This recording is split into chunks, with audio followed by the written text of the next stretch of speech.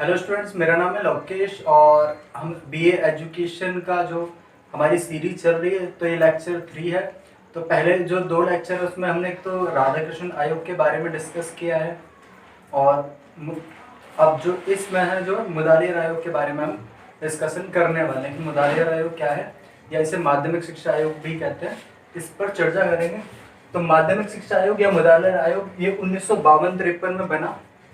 Starting में क्या हुआ कि डॉक्टर लक्ष्मण स्वामी मुदालियर जी थे, इन कुलपति थे मद्रास विश्वविद्यालय के, तो उनको बनाया गया 23 सितंबर 1952 को। और फिर इसने क्या करा, इस आयोग के जो अध्यक्ष हैं ये हैं लक्ष्मण स्वामी मुदालियर।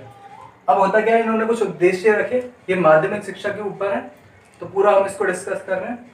माध्यमिक शिक्षा के पहले उद्देश्य थे इनके कि माध्यमिक शिक्षा में सुधार हो, जो पहले कमियां थी उनको हटाएं और बुनियादी शिक्षा और उच्च शिक्षा और जो माध्यमिक शिक्षा है यानी कि तीनों प्रकार की शिक्षा के अंदर एक संबंध हो सके, ऐसा इनकी सोच थी। तो ये इन उद्देश्यों को लेकर ये आगे बढ़े और 1 साल तक इन्होंने जो पुरानी जो योजनाएं थी उनको देखा और देखने के बाद एक रिपोर्ट दायर की। उस रिपोर्ट में इन्होंने लिखा कि जो अभी जो शिक्षा चल रही है वो एकदम रटी-रटाई एकदम बेकार है, बच्चों का जो व्यक्तित्व है उसका निर्माण नहीं कर रही। और ये उन्होंने जो कमियां बताने के बाद कुछ सुझाव दिए। जैसे सुझाव दिए उन्होंने, पहला था माध्यमिक शिक्षा के उद्देश्य, उन्होंने कुछ उद्देश्य बताए जैसे नागरिक भावना, कि हमारी जो शिक्षा है उसके अंदर इस तरह की पढ़ाई होनी चाहिए जिससे हम नागरिक भावना रख सकें। व्यक्तित्व विकास, हमारे जो व्यक्तित्व है उसका विकास हो सके, किस प्रकार हमसे किससे कैसे बात करनी है ये सब हमें आना चाहिए।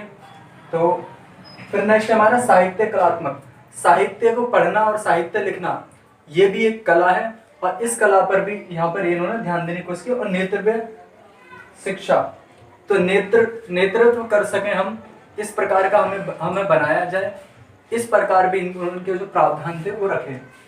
फिर नेक्स्ट पॉइंट की बात करें तो संरचनात्मक पुनर्गठन के 2 भाग थे। पहला था 6ठी से 8वीं क्लास और 9वीं से 11वीं क्लास। जो 6ठी से 8वीं क्लास तक था इसको बोलते हैं निम्न वर्ग और 9वीं से 11वीं तक जैसे उच्च वर्ग कह दिया। और यहाँ पर क्या था, 4 से 5 साल की प्राथमिक शिक्षा होनी चाहिए जब माध्यमिक में आने से पहले। फिर कक्षा 9 से विषय का चयन, कक्षा 9 से विषय का चयन होना चाहिए, उस जो विद्यार्थी वो अपनी रुचि से जो है पढ़ाई कर सके, अपने विषय चुन सके। लेकिन जो पहले शिक्षा पद्धति चल रही थी उसके अंदर ऐसा नहीं था, तो ये इन्होंने एक महत्वपूर्ण जो पॉइंट है उसको दर्शाया। फिर जो शिक्षा है वो व्यवसायीकरण पर भी आधारित होनी चाहिए, जो बच्चा है वो आगे बढ़कर व्यवसाय भी कर सके। इसका पाठ्यक्रम, और जो इसका पाठ्यक्रम है माध्यमिक विद्यालयों का, तो इस आयोग पर जो पूरी जिम्मेदारी थी कि इस पाठ्यक्रम को किस प्रकार से हैंडल करना है, तो उन्होंने पाठ्यक्रम को भी अच्छा बनाने पर जोर दिया। और नेक्स्ट पॉइंट कर रहे हैं हम बात, तो बहुउद्देशीय विद्यालय, जो विश्वविद्यालय है वो बहुउद्देशीय होने चाहिए, ऐसी इनकी सोच थी। नेक्स्ट 5वें पॉइंट की बात करें तो शिक्षण विधि। अभी क्या है, जो पहले की जो शिक्षण विधि थी एकदम रटा रटाया पढ़ा रहे हैं, तो उनको हटाने के लिए जो शिक्षण है उस पर भी उन्होंने काफी ध्यान दिया कि जो अध्यापक है वो अच्छी तरह शिक्षित हो और नई नई विधियों से जो है पढ़ाए, बच्चों को हंसी मजाक में ही काफी कुछ पढ़ाते हैं, ऐसा इन्होंने जो है अपने जो है सुझाव दिया। नेक्स्ट बात करें परीक्षा प्रणाली, किसी भी प्रकार की जो पढ़ाई होती है उसमें उसके लिए बहुत ही इंपॉर्टेंट है उसकी जांच के लिए परीक्षा लेना। तो परीक्षा को इस प्रकार बनाया जाए कि उसके जो क्वेश्चन है वो व्यक्तित्व जो है आपका देखें, किस प्रकार आपके अंदर बुद्धि है, आपका मानसिक विकास हुआ है या नहीं, ऐसे देखें। पहले रटे रटाए क्वेश्चन आते थे तो उसको हटाने के लिए भी इन्होंने बोला। नेक्स्ट पॉइंट है हमारा मार्गदर्शन परामर्श, तो अध्यापकों को बोला गया कि बच्चों को आप मार्गदर्शन दीजिए, किस प्रकार पढ़ाई करें, किस प्रकार क्या करें। तो एक मार्गदर्शन भी देना किसी भी शिक्षक के लिए बहुत ही जरूरी है, सिर्फ पढ़ाना ही बहुत इंपॉर्टेंट नहीं है।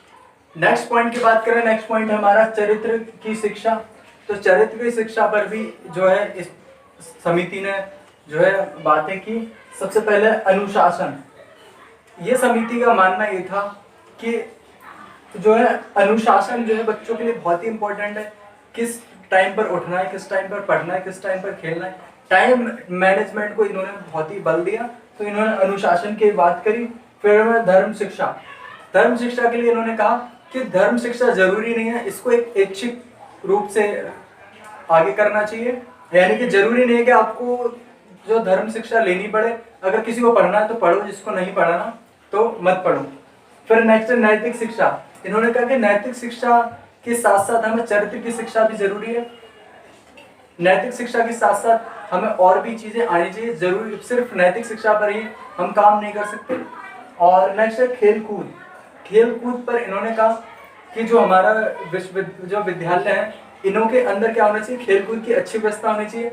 एनसीसी जो होता है, एनसीसी के ऊपर भी इन्होंने कहा कि एनसीसी भी होनी चाहिए और शारीरिक जो है मानसिक रूप से बच्चे का विकास हो। जो ये मुदालिया आयोग है, इसके बारे में अगर पूरी तरह से बात करें कि ये इसका जो मूल्यांकन करें तो क्या था, सबसे पहला पॉइंट है यहाँ पर बहुउद्देश्य स्वरूप। इनके जो है बहुउद्देश्य स्वरूप थे, बहुत सारे उद्देश्य थे अलग अलग दिशाओं में, तो बहुउद्देश्य स्वरूप था, ये इसकी अच्छी खास बात थी।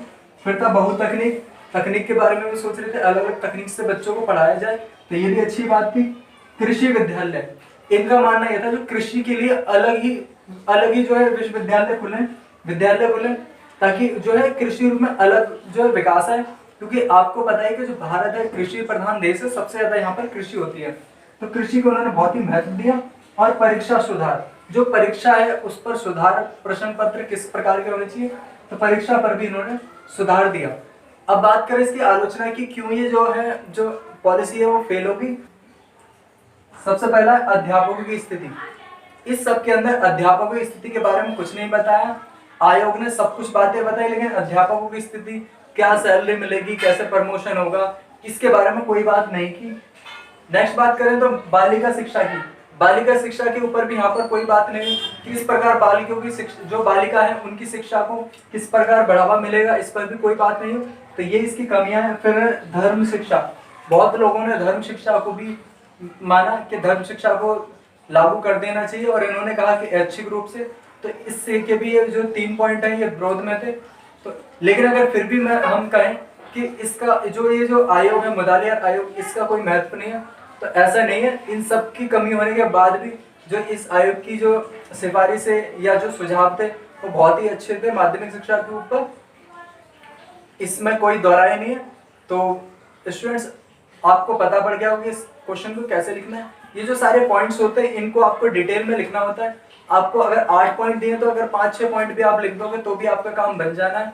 इसमें अगर मैं बात करूं, जो 3 क्वेश्चन मेनली हैं, राधा कृष्ण आयोग, मुदालिया आयोग और डॉक्टर जाकिर हुसैन, इन तीनों में से कोई भी एक जो है पार्ट हमारा बन सकता है। तो आप इन तीनों को तैयार करके जाना। लगभग तीनों में एक ही टाइप की इंफॉर्मेशन है कि बच्चे का विकास हो मानसिक रूप से, पाठ्यक्रम के ऊपर, अनुशासन, चरित्र, ये सभी चीजें, सभी के अंदर लगभग चीजें सेम है।